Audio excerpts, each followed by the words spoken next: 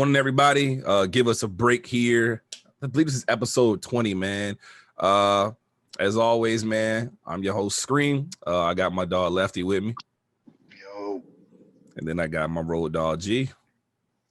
Salutations, everyone. I gotta This excuse me in motherfucker. advance. I'm on 30% battery life. This nigga I'm like on an Xbox 25. controller. Trying to No, get I'm a talking glass of about water my right body. I ain't talking about my phone. Oh no, I know. ain't gotta That's charge it. exactly why I said these niggas are Xbox controllers this morning. So there's that. They're Xbox controllers. That's fine. They didn't plug themselves into the charger last night, so running Boy, off I'm plugging fumes, up man. right now. I don't anticipate this to be a very long episode. It might be one of the shorter ones. So the NBA finals have started, even though I haven't changed my background. Y'all know it's Valley Boys or Die.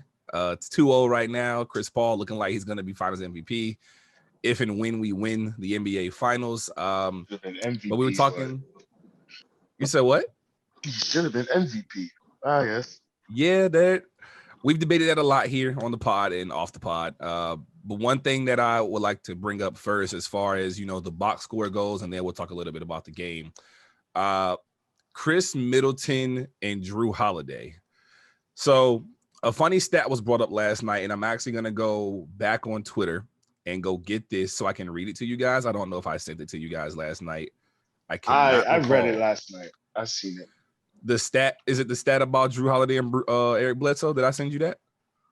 No, not the Eric Bledsoe one, but the fact that Chris Middleton should be the number Batman one option, and Giannis should be the Robin, right? Yeah. All right. Well, here's the Batgirl part of this, right? And this is where I'm gonna have to take a lot of offense. Eric Bledsoe playoff shooting splits with the Bucks: 41.1% from the field goals, 25.4% 3-pointers, and 73.2% free throw percentage. Compared to Drew Holiday's playoff split. Say again.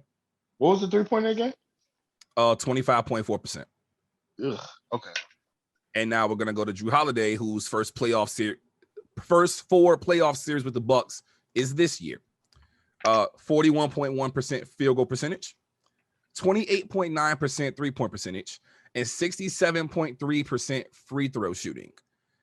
Here's why you cannot compare Eric Bledsoe to Drew Holiday. Giannis does not make anybody on his team better. At all. You're trying to give Giannis the LeBron James benefit of the doubt like the 2007 Cavs or even the 2010 Cavs, yet LeBron was not at a point where he made his teammates better that early in his career. Giannis is in year 6 or 7 and going through that same struggle as like a 25-year-old. He doesn't make Drew Holiday better? Yeah, but those teams compared are stratospheres away. Because Chris Middleton is who on that 2007 Cavs? Not Larry Hughes. Larry Hughes is by far more inconsistent than Chris Middleton was. And he wasn't going to get 25, 30 a game as him being the number one option. At least at that time, LeBron pretty much covered all aspects of the game. He was a shooter. He was able to slash. He was able to pass. It's not as advanced as his playmaking skills are now, but I mean, it's just those teams was orchestrated way completely different. You got Brook Lopez versus was it Agauskas at that time, or was it what's the girl's name? Are you talking about like the to compare to the Cavs team? Yeah. So the Cavs team back then, I believe it was LeBron, Larry Hughes, Drew Gooden, Ilgauskas. Eric Snow was on that team. And I want to say the point guard, I want to say Mo Williams was there at that point. I could be completely wrong, though. Mo came after because Mo was on the Hornets at the time. Chris Paul's rookie year. Because Mo, if I'm not mistaken, Mo was his backup, or it was vice versa, one of the two, with Gennaro Pargo and Mo P. But I know they had Boobie, Daniel Gibson at that time. Who else they had? That might be who I'm thinking about. I might be thinking about Boobie Gibson. I believe they had Jamario Moon. If I'm not mistaken, Danny Green was on that team. Excuse me. Yeah, so it was everybody we mentioned. Vera Ja was there, Boobie Gibson was there, Shannon Brown. That's what I was thinking about. Shannon Brown was there, and so was Damon Jones. Those were their guards. Flat too. out, pretty much. And David Wesley. That was the year Boobie Gibson and Shannon Brown both got drafted for the Cavaliers. So they didn't really have any point guard LeBron could make better when you look at it. I don't think he could have made anybody better on that team. Yeah, I mean, outside of Ilgauskas and Varejao, I don't see who. Because I think that's the year. But I think that's the year that Mo Williams was an all-star. No, that wasn't that year. That was the next year. So Mo Williams wasn't on the Cavs during that finals run in 2007. I'm saying I know he came the following year. Yeah, I think the next year he came. Yeah, but he didn't come to the next year though. Okay. So he didn't come until after that finals run. Okay. He actually wasn't there 2009. So yeah. Okay, cool. Okay. Yeah, so that roster consisted of Shannon Brown, Boobie Gibson, Drew Gooden, Larry Hughes, Ilgauskas, LeBron, Damon Jones, Dwayne Jones, Donyell Marshall. Wow, that's a name you don't hear often. Scott Pollard, Eric Snow, Varejao, David Wesley, and others. Varejao. And Larry Hughes was making $13 million that season. That's crazy as shit, but whatever. I give Varejao and Robin Lopez confused sometimes. Yeah, I can see why the hair. But when you look at the construction of the Bucks, and this is kind of like what we said on Facebook last night, Left, it's why the Bucks won't win. The Bucks literally, it's not even a depth issue. Yes, they lost Dante DiVincenzo, who was a great guard for them, and he was a great guard. I believe he played Villanova with Michael Bridges. Yeah. So they're missing his energy, of course. Mike Budenholzer is the former coach of the Atlanta Hawks, so he's very familiar with Jeff Teague. And Jeff Teague, he got 12 minutes last night, and he did his thing outside of Devin Booker making him do a loop-de-loop and then shoot a three in his face. But it's just nobody on the Bucks except Giannis had a positive plus-minus. Giannis had +3. Everybody else ranged from -1 to -15. Chris Middleton being the lone -15. To have 42 points and get +3. He was only +3. That was it. And they were up very early and often, so it's not like they could do anything about it. That's ultimately, as aggressive as Giannis is, without a free throw shot, it means nothing. Because it literally would have to be an N1 every time for it to be respectable. Because at the end of the day, if he can't make a free throw, you're never going to get 16 for 20 like you get with James Harden, like you get with Trae Young. You're not going to get those type of free throw nights from him. You might get 4 for 11. You might get 3 for 12. You might randomly get a 7 for 12. Like, it's not consistent.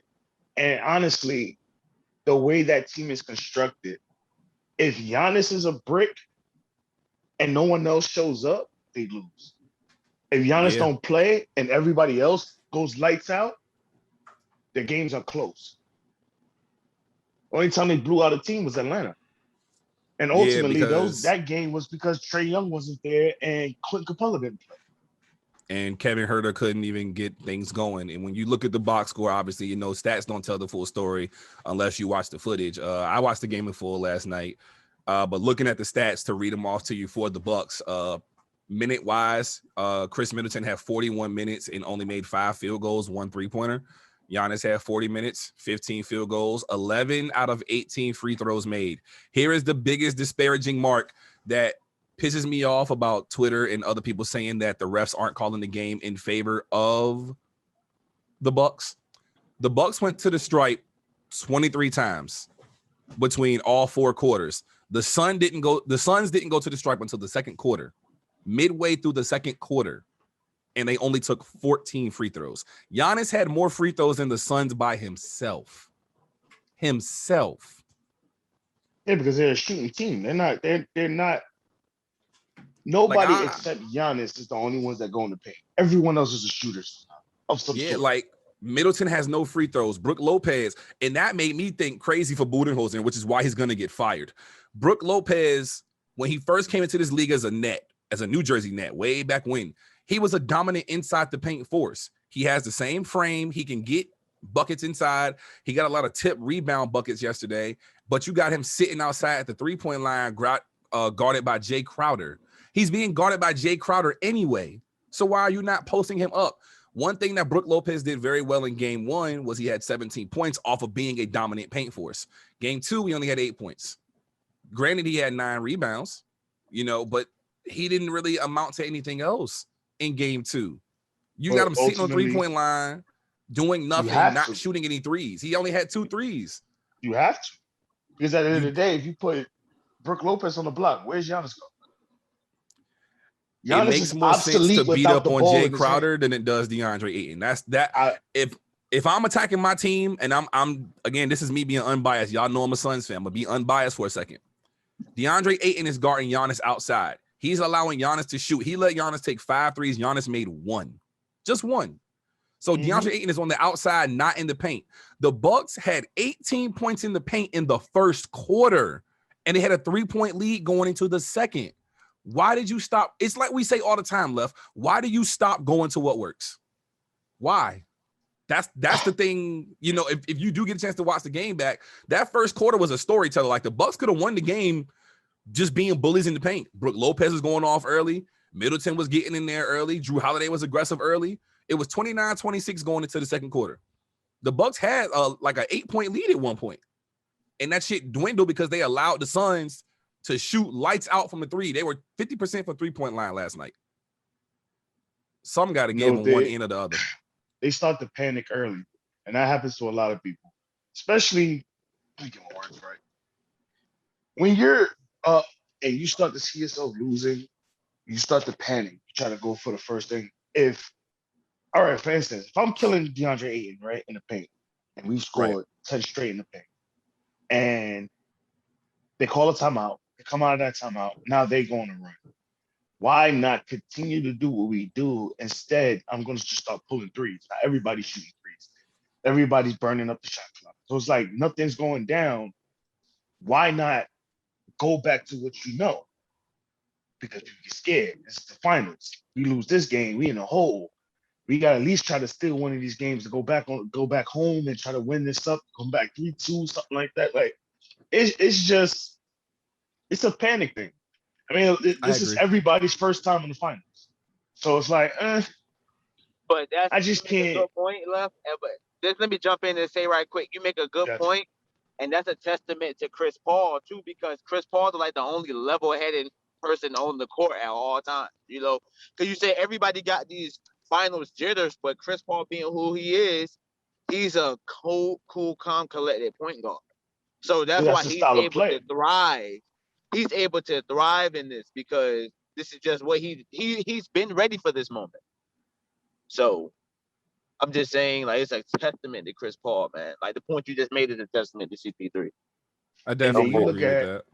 You look at Milwaukee's defensive settings, like they'll look at it as, okay, we'd rather you shoot because not everybody on that team is a good shooting percentage outside of the arc.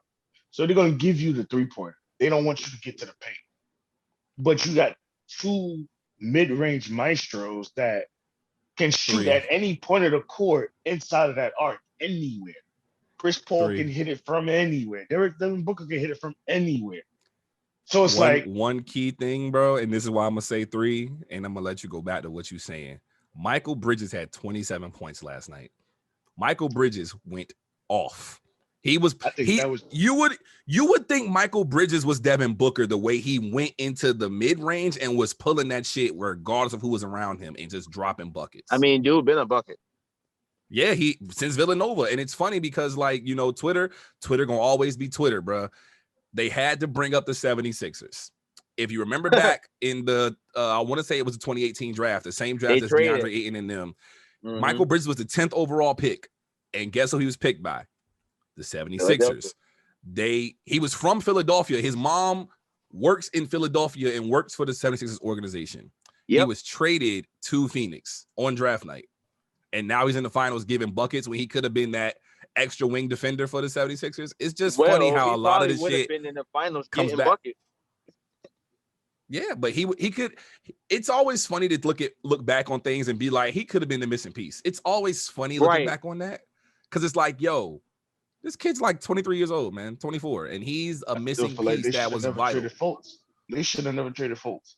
If he was They going to should have draft just Ben drafted Simmons, Jason he could Tatum. have put Ben Simmons at the forward and kept Markelle Fultz as a point guard. The 76ers are a very impatient organization. But the last time they had patience was when Bubba Chuck was there. You know what I'm saying? But ever since then, they have had no patience. That trust the process bullshit is all bullshit because if you trusted it, you wouldn't have given up on Fultz. It wasn't Brett Brown's fault. I'm sticking to that. It's never been Brett Brown's fault, and he's just a scapegoat. I say it all the time. If players play bad, it's not always the coach. Some players just don't care to play. We saw it. I hate the sidetrack to Jimmy Butler. Jimmy Butler proved that point with Minnesota.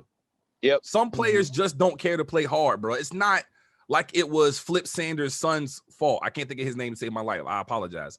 But it's not like it was his fault. Was it Ryan? Ryan Saunders, Flip's son.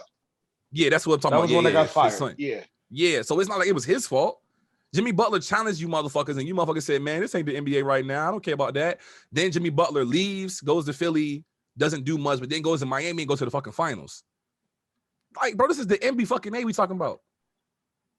Sometimes it's on the players, man. It's never on the coach at times, man. And the was it Timberwolves then Philly, or it was Philly Timberwolves then Miami?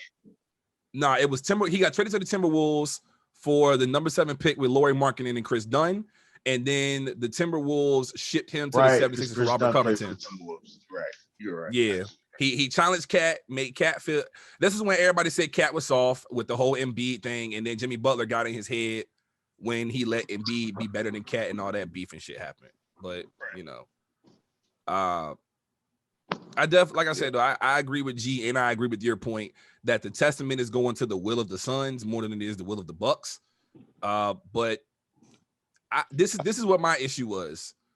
We did not play through DeAndre Ayton at all last night, and the Bucks literally shrunk the floor to the paint only.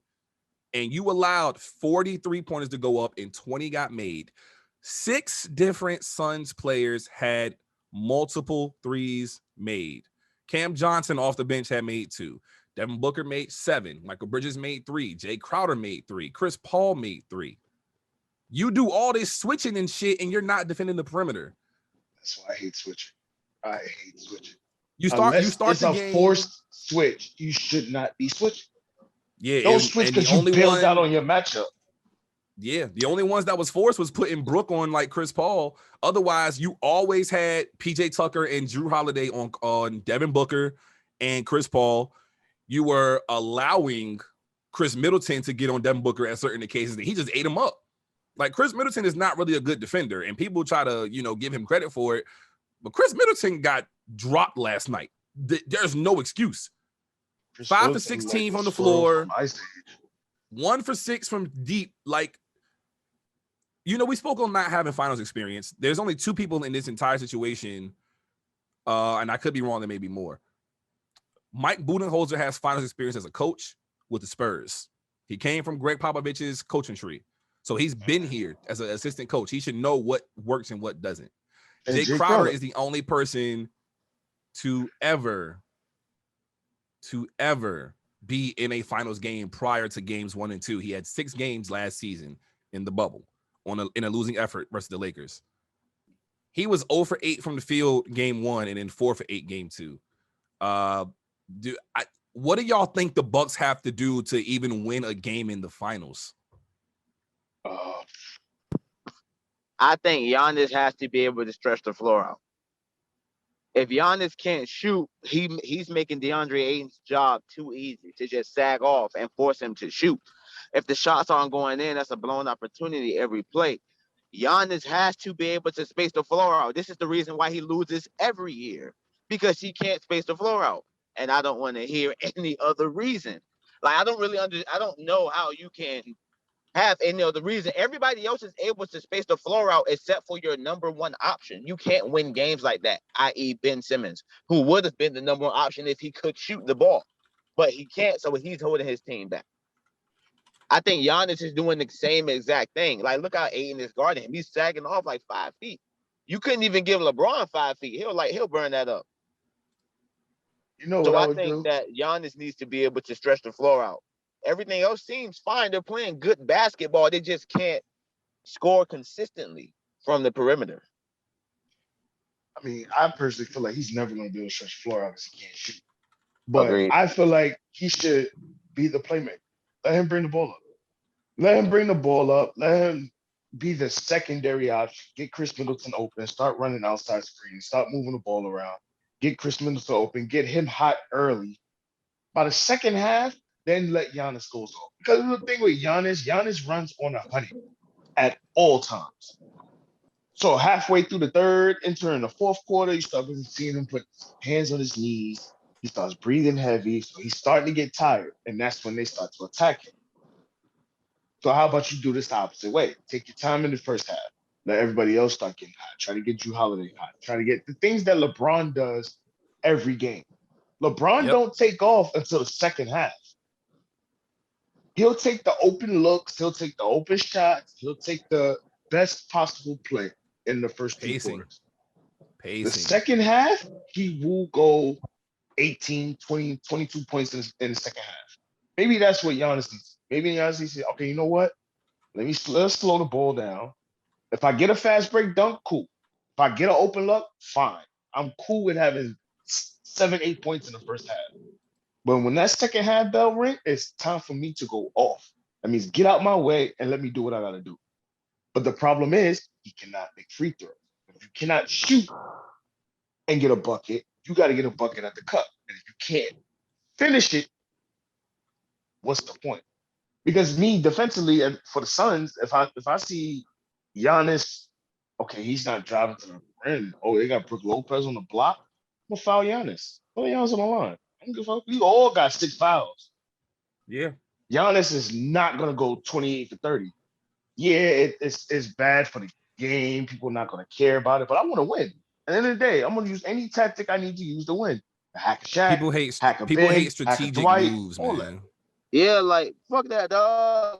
People Like hate strategic moves, man. this basketball, Giannis need to get better. If we can foul Giannis to win because he can't shoot free throws as a professional athlete, then he needs to get better. That's not our Nope. fault. Fact. That's his That's fault. a Exactly. fact. That's the way I always look. That's Exactly. why I won't mad about Hacker Shack or none of that. It's, Gee, what I you can told you say when it's you was bad for break. entertainment, but as far as basketball goes, bro, it's strategy, man. Fuck that shit. He can't shoot. That's his fault. Foul him. Make him shoot. It's the Ben Simmons. Even though it's the Ben Simmons argument now, it's what used to be the LeBron argument. And this makes me feel like it's a good time to bring up what Michael Jordan once said a very long time ago. You pay these people off potential, not what they've actually accomplished. And that's the problem with pro sports as a whole. Athletes want to get paid off what they potentially can do, not what they know they can do. Prime example, right? Aaron Donald and Jalen Ramsey are pretty much number one, respectively, as defensive tackle and cornerback. You know, we can argue that when the NFL come back next month. But you're going to pay Jalen Ramsey top corner money because you know 9.5 times out of 10, Jalen Ramsey is locking up somebody else's best receiver. Aaron Donald is beating up on anybody in the NFL on the offensive line one-on-one. It does not matter who the fuck it is. You're going to pay them because he does that, and that's why he gets triple teamed. In the NBA, one-on-ones, you ain't really getting that much of it because there's more strategy in trapping one player in basketball than there is in football. So basketball getting all that money and them guaranteed contracts don't really mean that much because if you're not going to give me 40 every night, Giannis, I'm going to question why you got that money. Let's look at Rudy Gobert. Once again, this man got $205 million to not have a block in back-to-back games in the Western Conference semifinals versus a team without a big man. What are you paying these men for? I will argue. I'm not going to argue Gobert. Absolutely right. I don't know. I will argue the football analogy only on the aspect of they only play one side. That's a very fair point. So with the definition of a two-way, you may not give me 40, but you give me 3 steals and 2 blocks a game. And in current NBA, that's super max money. That's valuable. If you're giving me 20, 3 steals, 2 blocks, and 5 and 5 on the other stats, you might get super max money. And also depends on where you're at. That's the big market, small market business side. You know, if I give this man supermax money in a small market, let's say in Milwaukee, maybe that'll attract interest that brings in revenue. We got a superstar. You know, kids love to say what superstar plays for their team. Hell, we do it for the NFL. We do. So it's like if I have a superstar on my team that I can sit there and brag about that I want to go see as a fan, that just generates more income to the business, to the building, and that gives us the opportunity to try to bring in help. So it's like, yeah, I can sit there and argue about potential versus what they've done. I feel like your money, it should be tiers. It should be strictly tiers across the board. If you're a rookie going into your next year, this is what you make. Just like a regular job. This is your salary upon bump into your what do you call that? Seniority, for lack of a better term. So I got a When you question. talk about max and super max money, I have to see what you've done for me in the playoffs. So with that in the NBA specifically, because you know the max and super max money is a good point that you bring up. Do you agree, as it currently is, to have you know either an award, a regular season award, whether it be MVP, DPOY, six man of the year, things like that, or an all NBA team? Do you agree that those accolades kind of create those tiers you're mentioning, or do you think the tiers should be reworked as far as being able to be paid? Because we argued this, I think we argued this off pod, or it may be on the last episode, I don't recall. But we argued that Jason Tatum and I believe Donovan Mitchell are losing out on $33 million simply because they didn't make the All NBA team. Right. So do we agree? Well, do you agree specifically with the tiers that they are set right now? Or are you saying the tiers need to change based off the playoffs too? I believe they should. I believe that just as like the same argument I have between a star and superstar. Like, what do you do for me in the playoffs should determine how I pay you. Now, if you come into this game, I'm giving you a set salary. This is your salary. This is what I pay you to do the job that you do. When you excel that job is when we talk about getting more. It shouldn't be guaranteed to you because you're next in line. Same thing with the NFL. I feel like the quarterback situation. Just because you next in line don't necessarily mean that you should get that money. I think Dak is above decent quarterback. Never seen nothing spectacular from Dak. Comes in, punches the clock, does his thing, go home.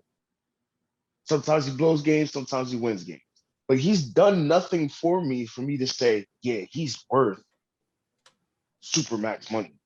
Because if that's the case, he's won nothing more than what Kirk Cousins won. So why Kirk Cousins can't get $175 million or $500 million? You know, fucking Patrick Well, Mahomes has earned, he's shown it to us. He won a chip. He was an MVP within his second year. Went into a dogfight with Tom Brady, who's arguably the GOAT, in his second year. And then Yeah, his lost following that year, dog fight, and then third year went to the bowl and won it all. And then his fourth year, he did the exact same thing and versus went back, Brady again and lost to Brady again. So yeah, that's a good point. but went back. So yeah, that's 500. I mean, that's a lot of money, but $500 million for what he produced in 4 years, that's worth it. I can cash that check because at the end of the day, even if he drops off, I paid him for 2.5 Super Bowl appearances in 4 years. When the Chiefs couldn't even smell the AFC championship in the last decade. Yeah. So yeah, I cashed that check for him.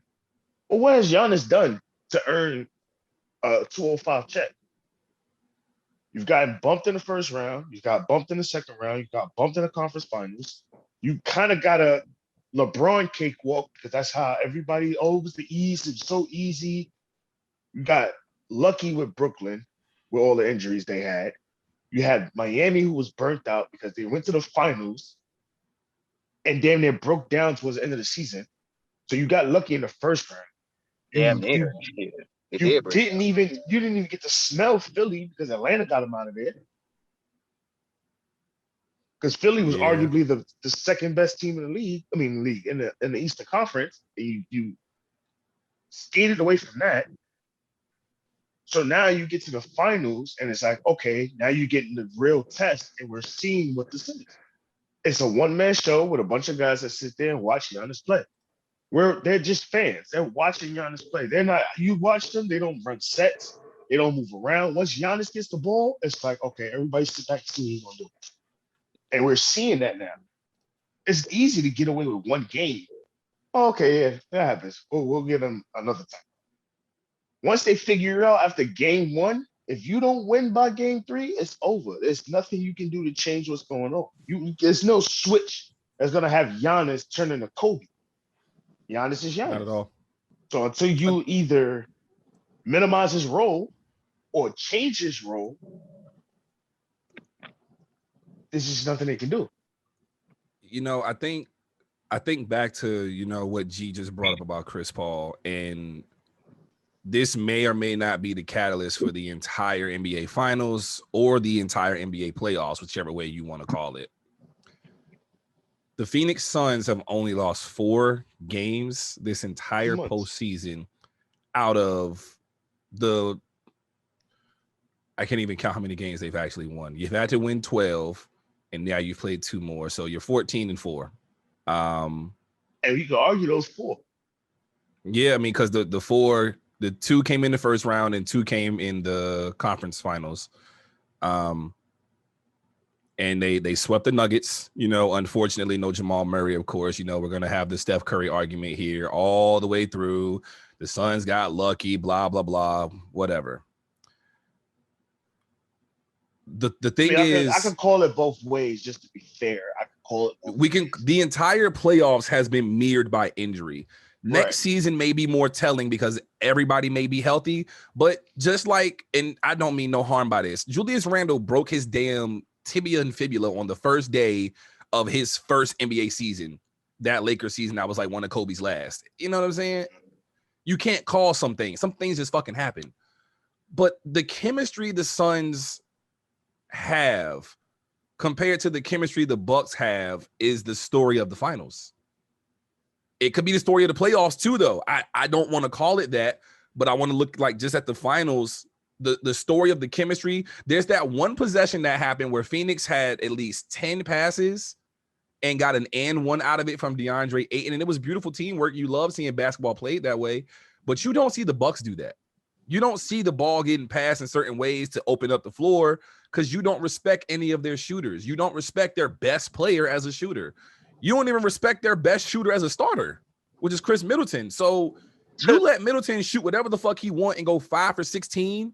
It's like I've always said, Chris Middleton has Kevin Durant potential, but never lives up to it. If he could just be Kevin Durant every single game and get every bucket he openly looks for, people will respect him a lot more. But people don't respect him because of that. He's inconsistent.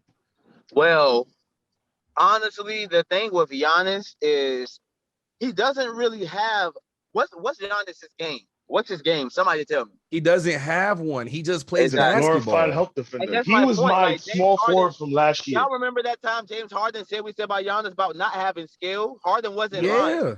And everybody was mad. When you have an 8-foot wingspan, you should be able to Euro step past people. I don't call that skill because anybody can get out there and Euro step. Running with a full head of steam. He doesn't have a pull-up. He doesn't have any type of scoring off the dribble. He doesn't. Post control is inconsistent. Average. It's where it should be at today's standard, because even somebody like Jason Tatum can come out here and give you 5 assists as a small forward. Not to say Giannis gives you 5, he gives you more. But my point is that his playmaking is, where it should be at his position in today's game. So the only thing about Giannis that sticks out to you is his freakish size and what he can do with it. Like, the way he plays, he uses his size and athleticism to his advantage. But he loses because all of the greats, when the game has to be slowed down and be dissected, LeBron, Kobe, even Chris Paul, anybody, they can give it to you any way. KD, Kyrie, Curry, they can give it to you any way you want it. They can get to any spot on the floor and give you any play that they want to give you. That's the difference. Everybody I just named, but my point was saying that without the skill set to be able to attack from anywhere when it matters the most, you can't win. You can't tell me not one person down to Tim freaking Duncan who couldn't give it to you any way that you need, that they had to give it to you to win the game.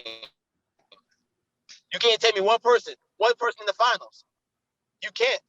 And that's a testament to Budenholzer. It don't matter. That's a testament to Budenholzer. Because ultimately with Budenholzer, it's like, okay, this past offseason, they noticed that when you played Miami and they built that wall, Giannis was obsolete. Nowhere to be found. The whole team was obsolete. Not even just him. The entire team was obsolete. Because they look at it as they a one-trick pony. Giannis. If Giannis don't do it, then we ain't going to win this if Giannis can't get past 10 points and they lose their confidence, so they was dead. So it's like in the offseason, okay, instead of us seeing these videos of Giannis in the weight room getting his bulk, man, that man should have been at the free throw line shooting 100 free throws every day. You're going to get tired of shooting this ball with me. Like, you're not doing anything to elevate your game. I'm just going to get stronger so I can just bully whoever I can bully into the paint. Yeah, but you still can't shoot free throws. You know who secretly is Finals MVP here? And we've talked about this, and Monty? I think not even Monty. I mean, you can say that obviously, yes, but it has to be a player, and the only person with Finals experience has to be that person. It is Jay Crowder. We talked about the fact that Jay Crowder was on that Miami Heat team that beat Giannis and understood how to attack this entire Bucks team. Jay Crowder is the only person, even though the Suns won the season series 2-0 by like a total combined 4 points, Jay Crowder, the only person on this Bucks roster he did not play against last season was Drew Holiday. But they're making Drew Holiday Eric Bledsoe. So Jay Crowder, it makes sense to me now. At first, when I watched game one, I got mad personally as a Suns fan. I was like, why the fuck is Jay Crowder not guarding Giannis? And Ayton is. But it makes more sense to make your strongest player guard their strongest player. You know that Brook Lopez is not going to play inside, and they're not going to let Brook score 30 points and beat you. They want Giannis to beat you. They want Chris Middleton to beat you. So what do? And you go tell your coach, right? Jay Crowder probably went to Monty Williams, and credit to Monty and the Suns. You're going to put Jay Crowder on Brook Lopez to give him an easy night to play defense so he can play defense in the elimination games. You're going to let DeAndre Ayton play Giannis, and if Giannis get a tough bucket, he get a tough bucket. But you're going to put Michael Bridges on Chris Middleton and make his life hell. That's a testament to Jay Crowder and what they did last season versus the Bucks in the Eastern Conference Final. It was the final. It was the Eastern Conference Finals or the second round last year. What are you talking about? When it was Miami Heat versus Bucks, was that second round? They played Boston in the finals. It was second round. Okay, yeah.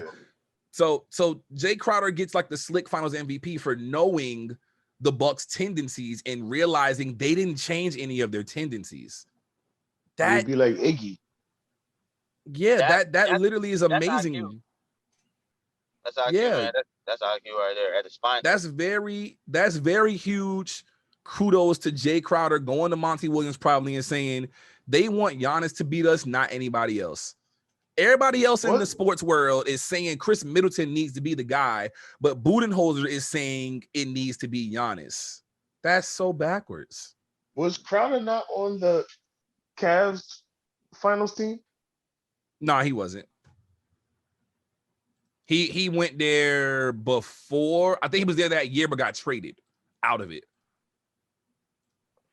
I think he got traded out of Cleveland because I believe he was part of that Kyrie Irving deal. Right? Yes, I know he played Boston when he was so he was in Boston after he got traded for Rondo, and then he got traded for Kyrie Irving. Yeah, so he didn't actually get there because of that. Wait, what? He was on the Celtics the year Cleveland won. Yes. Right. Okay. So he was in Boston for 4 years, and then when Kyrie got traded to the Celtics, that's when he went to the Cavs for 2 years, and then he went to Utah, left Utah because he got traded to the Grizzlies for Mike Conley, and then he got traded to the Heat and played there for just last year. And then he signed with Phoenix for 3 years this past offseason. Kyrie was traded by Isaiah Thomas, Jay Crowder, and a first-round pick. And Jay Crowder is the one to come out of all of that shit 4 years later, being the sole person being in the NBA Finals. Is some crazy Jarrett shit. Culver was that pick, right? No, Jarrett Culver was a pick for us that went to the Timberwolves. I believe that pick that the Cavs had, that was the unprotected pick. I actually don't know. It wasn't Collie. Give me 2 minutes. Y'all just keep going. Sorry. What you think? You're good. It wasn't Colin. Who plays next to Colin? Darius Garland. That's what I was thinking about. It was the Nets first round pick. I'm gonna just go to that draft and we can figure it out from there, because it is kind of hard to try to figure out right here. Looking for the Nets pick that was unprotected, by the way. It was actually Colin Sexton. That was the pick. It was Colin. Wow. Yeah, it was pick 8. It was from Brooklyn via Boston. It was the pick that Boston gave them, and they got it there. Yeah. I was right. I was just talking about it. Do you think that? So it was. I got a interesting question, right? So, moving past the finals with this whole like Dame Lillard rumor going to LA, do you think that it's better for them to downsize their? How do you say it? You mean Portland when it comes to lower? No, I'm talking about LA. You don't think they should lower the bar as far as who they need? Because I feel like with Dame, yeah, if you can get Dame, you would love to have Dame, but I feel like you can get 2 key pieces instead of Damian Lillard. Right. So you're asking, should the Lakers get away from the superstar trade talks and go for a complacent player that can fit inside of the scheme that, and this is for lack of a better LeBron than anything. We know LeBron is becoming, he going into year 37 as far as age and year 18 in the league. So we're looking at Anthony Davis's Lakers with LeBron being the second fiddle, but you need a point guard to control everything. Is that what you're saying in a sense? Right. So I was looking like, okay, for instance, if I was decided to put up a trade, right, and you wanted to sign and trade both Andre Drummond and Dennis Schroeder, right? So if you put up a package that included Kyle Kuzma, Dennis Schroeder, and Andre Drummond, and took Markelle Fultz and Mo Bamba, you wouldn't take that deal? I would not take that deal because I would go get Kemba. Well, you might be able to get Kemba on a buyout because it's not going to be a buyout. Yeah, and that's why I say that. Sam Presti is not going to do a buyout. Sam Presti is all about the assets and getting assets back no matter what the situation is. So that's why I said that. And I think it makes the most sense right now that if Kemba, I don't know how restructuring contracts work in the NBA. I have no idea. I only know about the NFL restructuring contracts. But if Kemba can get to LA and be the starting point guard and be the third fiddle for LeBron and AD and help the team win and just be that spark plug point guard like he was at UConn and early years in Charlotte, then I think the Lakers are okay. You're upgrading to Kemba from Dennis Schroeder. You're not going to get the defense that Schroeder gives you, but you still have KCP. You can re-sign fucking Ben McLemore. You know, you have chance after chance to get a starting point guard and then build from there. The problem with these big market teams that we always don't talk about is they're so top heavy that they can't fill the rest of the roster out, which is why, you know, when you see like the Miami Heat from 2011 to 2014, they shouldn't have lost 2 finals no matter what happened. They had the best 3 players in the world at a point, but look at their bench. You fucking got Eddie House, Mario Chalmers, I don't want to disrespect Udonis Haslem. He's a great player. Very, very great guy at that. Joel Anthony, like you got guys that literally, you see what I'm saying? Like literally career journeymen. Shane Battier. Like, don't get me wrong, they NBA champions. I'm highly respectful of all in the NBA. I'm not gonna disrespect them to an extent. But we have to be honest at some point. Joel Anthony left the Heat and then like was out the league in 2 years. Birdman left the Heat. He was out the league in 2 years. Norris Cole, I think, got He went to cut. New And Orleans. Oh, hold on. This sounds spicy. What's going Norris on? Cole went to New Orleans. New Orleans Cole went to New Orleans for the Pelicans, facing and then we never heard from him again. You see what I'm saying? This So sounds spicy. yeah, like when you think about it, bro, like I love the idea of Fultz and Mo Bamba, but Mo Bamba don't get no playing time, so he's not really an asset. He's just sitting there. He's just there. Yeah, but then he's the equivalent of Kyle Kuzma, in my opinion.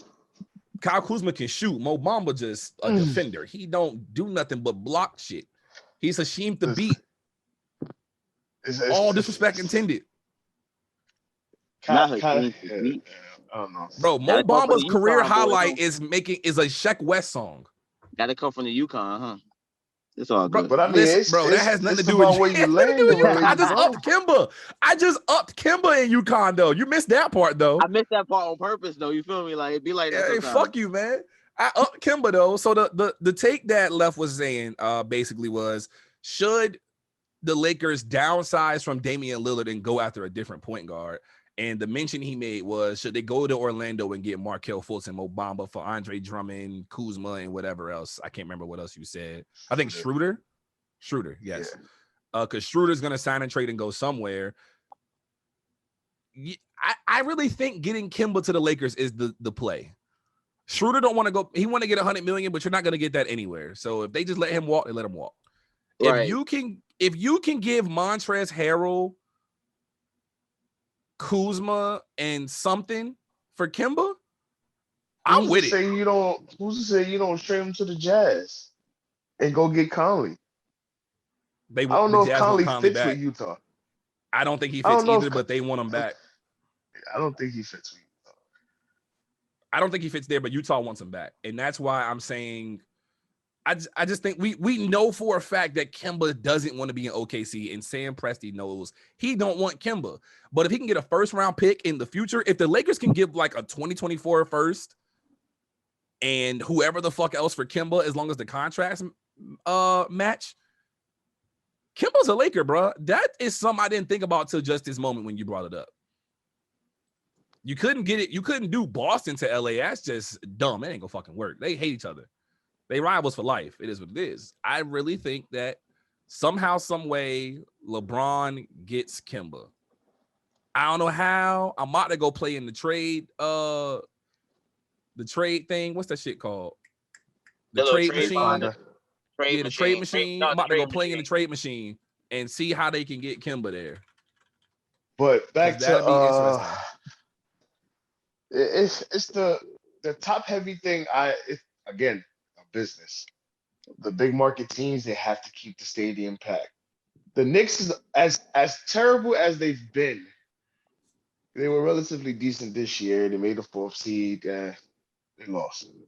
But up until this point, they are considered a big market team. One of the richest franchises in sports history. But the problem is, as long as we keep these superstars and we keep going after superstars, and even if we bring out the rumor, Kevin Durant's coming to the Knicks, LeBron's coming to the Knicks, right? Steph might come to the Knicks, Russ might come to the Knicks. As long as you keep the narrative up and keeps the hype and the interest of the team, it keeps generating money. As bad 20-win seasons that they have had, how many times have the stadium been sold out? Yeah, that's a good point. These fans don't miss a game. They don't care if they win or lose. Stadium stays packed. And until you can change that, huh? No, yeah, you're right. I was just saying a lot of people, they're just fans of the team more than the players themselves. All right, so it's like they can't get Kimba for 2 reasons. Number one, the trade machine doesn't take into effect signing trades, unfortunately. And then the Lakers have no cap room to take anybody right now. The Lakers are actually minus $27 million in cap room. And Schroeder, Harrell's probably going to take his player option away and go back to free agency. Wes Matthews, Caruso, Ben McLemore, Marcus Morris, Andre Drummond are all free agents. LeBron makes 40 million, AD makes 33 million, KCP makes 12 million, and the Lakers are 3 million over the luxury tax. Well, they can pay the luxury tax. So they can't even really get Kemba because of that. But they can get him with the sign and trade, can they not? It just shows the machine can't do it, but they can get him with the right sign and trade. Yes, but the Lakers still have that minus 27 in cap room, regardless of anything else. But wouldn't that? So they have the negative 27, but they can still sign people in home. So they can sign people who were already previously on the roster, right? So if they say they did a sign and trade with Kuzma and a few more people to match Kemba Walker's contract, then they could do that because they're not losing any money. You're literally just bartering. That's how it works, right? The sign and trade. And a lot of times you have to have cap space. But you have to have cap space to keep the player. And if you don't have the cap space to keep that player, you can't even sign and trade them because you have to be able to make the money back. Right, and I understand that. But isn't there certain rules, I'm going to say, or policies that show that players who are previously on the team the year before can get signed? But you can't bring out outside. That's hard cap. That's hard cap. Yes. Cap. So here's the problem, and here's to counter your point, which is a great point, by the way. It's a very valid point. Here's the problem. The way the salary cap worked in the NBA last season, it went down. So a lot of higher top teams are in the negative cap space, which is why they have the luxury tax. They got to pay to be great. The Lakers have an active roster cap of 129 million. There's 7 million in dead money, 2 million in cap holds, and earned money is only 221,000, bringing the total cap allocation for the Lakers to $136.9 million. The NBA salary cap is 109.1 million. That's why they have negative 27 million in cap space. So the Lakers have to create cap space because the luxury tax cap is 138 million. So the Lakers only have 500,000 in hard cap, and that's to keep whoever they have currently. They only have 500,000. And then you look at your player deadlines. Montrezl Harrell has a player option of 9 million that expires by the end of this month. So Montrezl Harrell has to give the Lakers notice on whether he's coming back to exercise his 9 million or if he's leaving by July 31st, 2021. KCP has his next year guaranteed money if he doesn't get cut by June 29th, 2022 for $14 million. So the Lakers got to fix their cap space before they ever even think about getting any other player. People want it to sound good, and they're not talking about the stuff like this. Like, they don't have money. But usually, surprisingly, they actually don't have money. Usually, that's when the tentative agreements come from. And third-party teams. So if you get a team that you can dump the cap space to in order to shift them to the team that they actually go to, they found ways of doing that as well. I could dump him to Orlando because they're going to trade him to the Thunder, and Kemba will wind up being in LA. Or they'll take picks back for these players just to free up the cap space so they can send those picks to go get Kemba. So they can do against the cap one by one. Okay, re-sign Drummond against the hard cap. Boom. Trade Drummond to whatever for whatever. But that's the problem, though, Left. They can't re-sign him under the hard cap. I don't even think that's the vet minimum.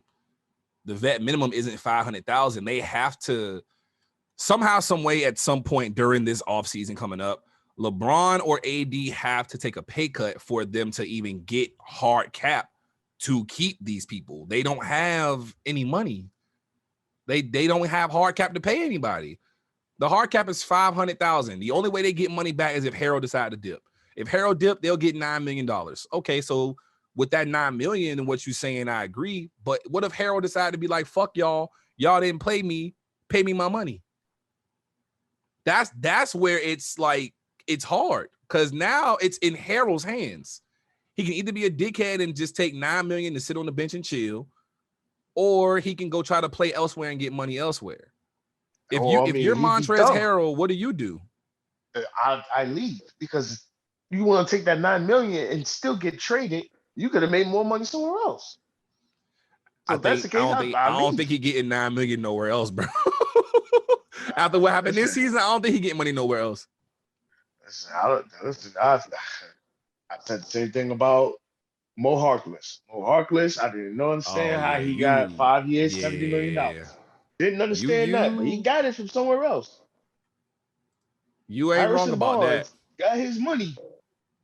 He is not worth that money, but he got his money somewhere else. So you can, if someone's desperate to have a household name that has a Sixth Man of the Year award, they may pay that money.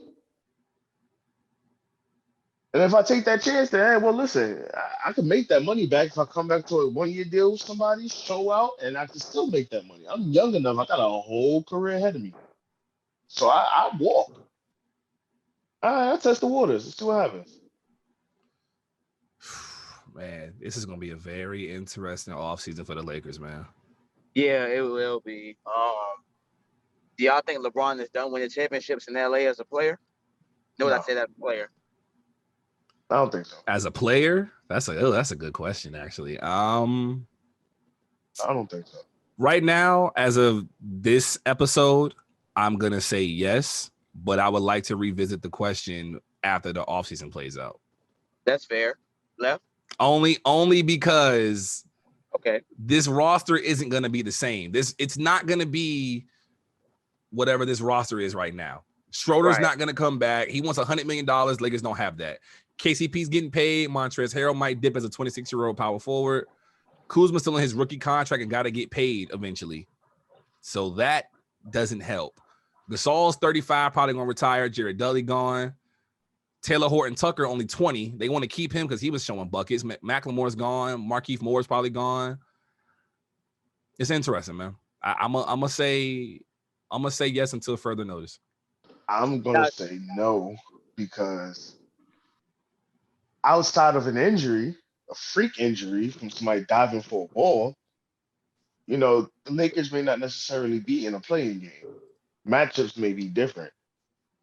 The outcome might be different. Lakers may be in the finals right now.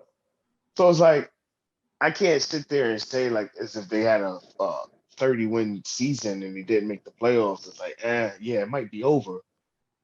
They're one injury away from potentially being in the finals.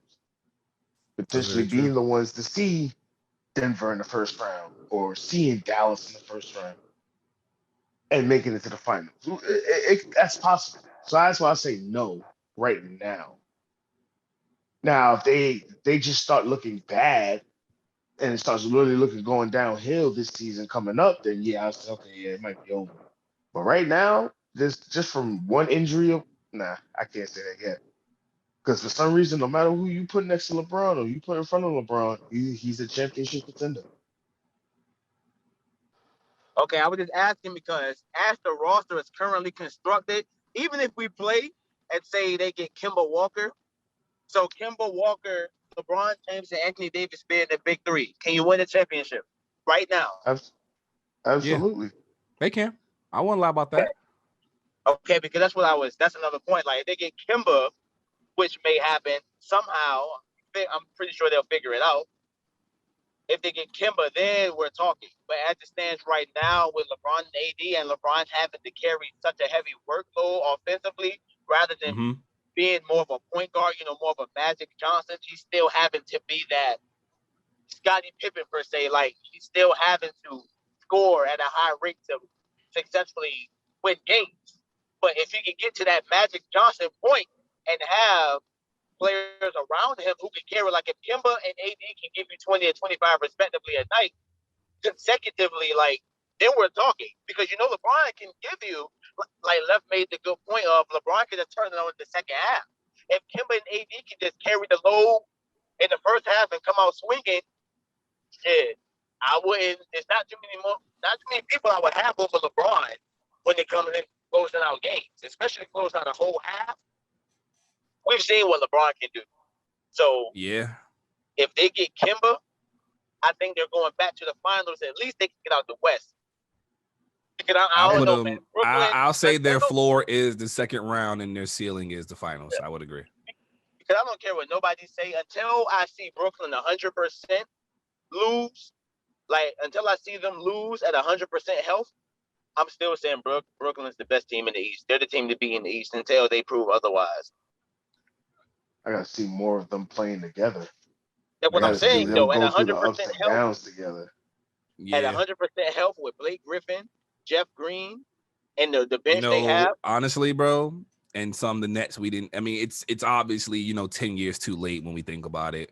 DeAndre Jordan didn't really get no play time. As much as 10 years as late as it is, Blake and DeAndre got chemistry, bro. You can never let go of chemistry. It just is what it is. Because you know how that person plays. Same thing we say about Pro-Am, bro. If you got the chemistry, the badges, what badges matter, but if you got the chemistry, the build doesn't matter because you know what the person can do. Yep.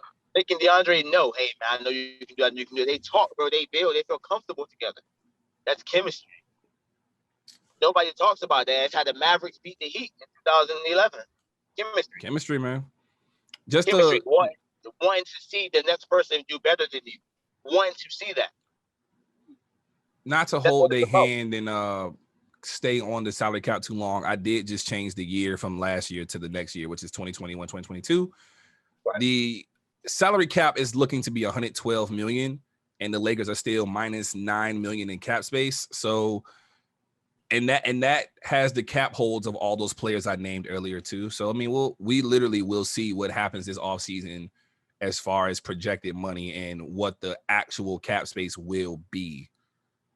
This is actually an off season coming up too. It's a lot of good free agents, good names. Yeah.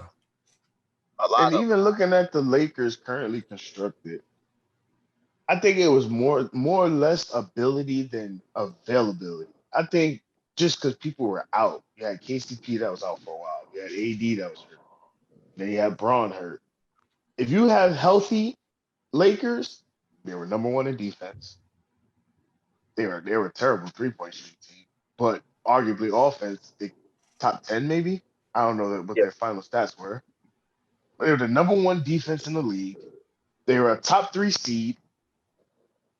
And it's like, one body fell after the other, and that's when they fell and they put themselves in a predicament that they pretty much couldn't get out of.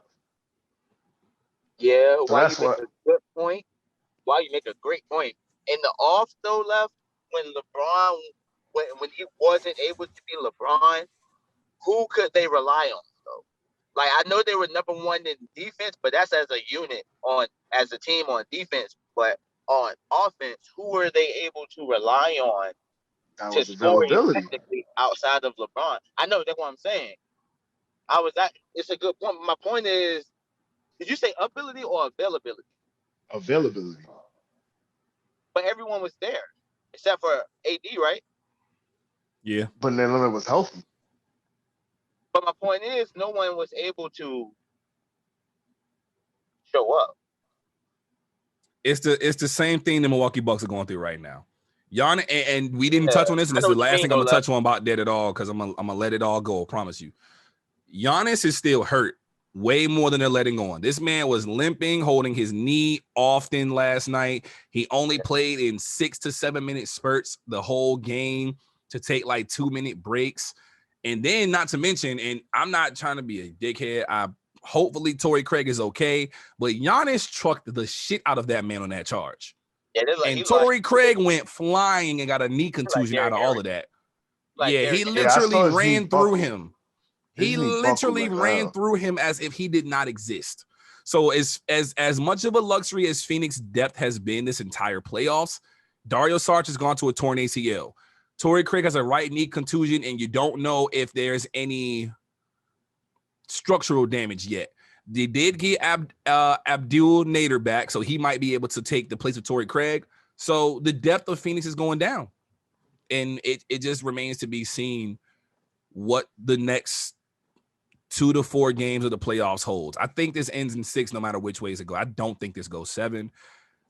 I am leaning more towards a sweep the more I watch the games back, though, because it's just like Milwaukee doesn't have an answer right now.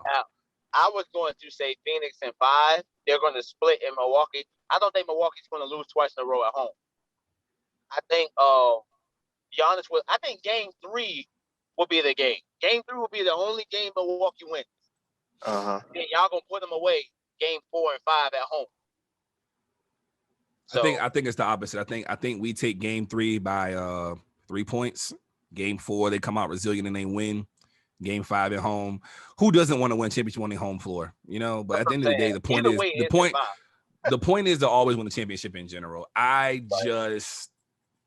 don't see the answer that Milwaukee has. They lost by 10 last night, man. I don't see the answer. I don't see it right now, at least.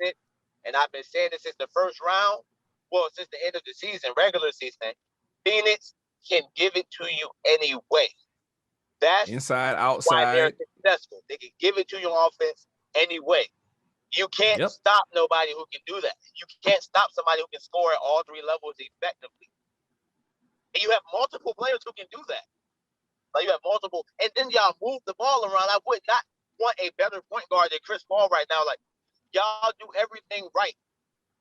If you blow this, it's nothing more to say about Chris Paul, bro. But y'all do everything right. There's no way you lose. There's no way this goes past 6 games, man. There's no way. I just say Milwaukee will win game 3 because you're not going to go down 3-0, man. You're not. Giannis, come on now. They're not going to go down 3-0, are they? They can't go down 3-0. They are.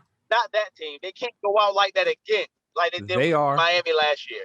They can't. Anybody's listening and made it this far into the pod, y'all can at me, hold me accountable if it doesn't happen on Sunday. We doing a live watch on Sunday. Y'all can come into the stream and hold me accountable. It's going 3-0. I think Milwaukee just takes game 4 on next Wednesday. That's it. There's a 3-day spurt from right now to Sunday and then Sunday to Wednesday. You're giving Giannis time to rest and getting him in his best mode, and they're still going to lose game 3. That's my hot take, Middleton. He has to be the primary option. Middleton needs to be 1, Giannis 2, Drew 3, and then go from there. Brook and Drew can be 3 tied if you want. I don't fucking know or care, man. It doesn't matter. Suns in 6. I feel like Shannon Sharp. Drew got to show up. He has to, man. Any final remarks on anything, NBA or NFL, anything like that? I do want to touch on something, but we need a whole pod for that. And it's about the Rachel Nichols thing. Oh yes, sir. Ooh, put it on the list, man. Yes, I would love to discuss that. That's gonna be hilarious. Because I got both sides, honestly, and I might lose my black card, but I got both sides. We gonna let that simmer, and we just gonna let that be a cliffhanger. We ain't gonna hit on it, man. My bad, I had to mute. I'm sorry, because I got a lot of background noise. So I don't really want y'all. But as of now, I think we're fine. I think we covered everything. Let's see. Now we're good as far as the league goes. I'm good, man. I made my point. Suns at 5 though. Yeah, Valley Boys in 6, man. Valley Boys. Let me be petty here right quick while we talk about the Valley Boys. Can I be petty, y'all? Am I allowed to be petty? Bro, sure. I can do this, right? Be petty. I can do this, right? Be petty. Hey, look behind me, man. That's all I'm gonna say. Valley. Y'all know what time it is. Valley. I'm gonna leave it at that, man. All right, I got the quote for this episode though, man. From our good friend Dwayne The Rock Johnson. Yeah, man. Valley Boys in 6. Y'all know the vibes, man. All right. Good quote from my friend Dwayne The Rock Johnson, man. We do today what they won't, so tomorrow we can accomplish what they can't. On that note, I'm a holla. I love that. That's perfect. Well put.